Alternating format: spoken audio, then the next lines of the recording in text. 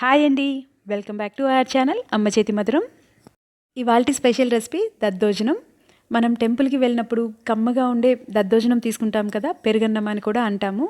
అది పర్ఫెక్ట్గా ఎలా తయారు చేయాలో చూసేద్దామా. మరి చిన్న చిన్న టిప్స్ పాటిస్తూ కమ్మని దద్దోజనం ఇంట్లోనే తయారు చేసుకోవచ్చు. ఇది ప్రెషర్ కుక్కర్లో ఎలా కుక్ చేయాలో చూపిస్తాను.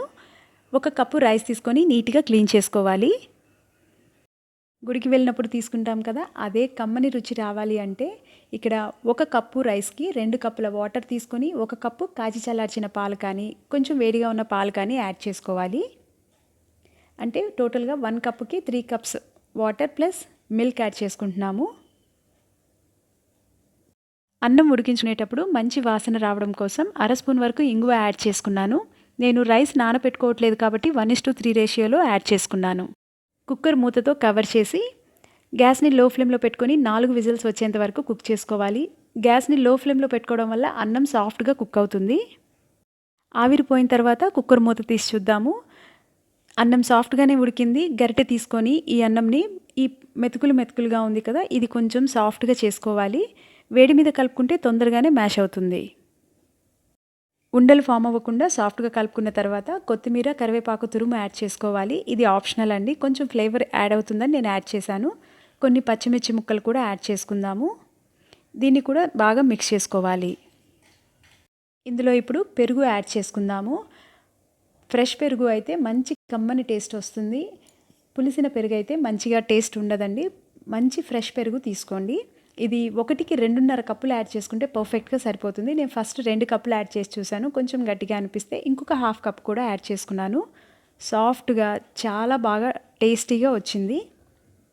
మీరు చెక్ చేసుకొని ఎంత పెరుగు అవసరం అవుతుందో అంత పెరుగు యాడ్ చేసుకోండి. నాకైతే 1కి 2.5 కప్పు వరకు పెరుగు పట్టింది. ఇది బాగా కలుపుకొని కొంచెం సాల్ట్ కూడా యాడ్ చేసుకోవాలి.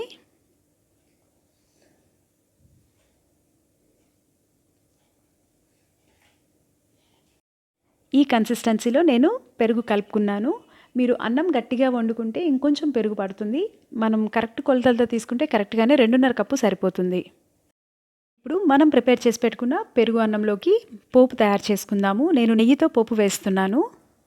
నెయ్యి కరిగిన తర్వాత ఇందులో జీడిపప్పు యాడ్ చేసుకుందాము. ఇవి లైట్గా ఫ్రై అయిన తర్వాత ఇందులో జీలకర్ర, ఆవాలు, పచ్చిశనగపప్పు, కొన్ని మిరియాలు, మనం రైస్ తీసుకునే క్వాంటిటీ బట్టి పోపు తయారు చేసుకుంటే సరిపోతుంది.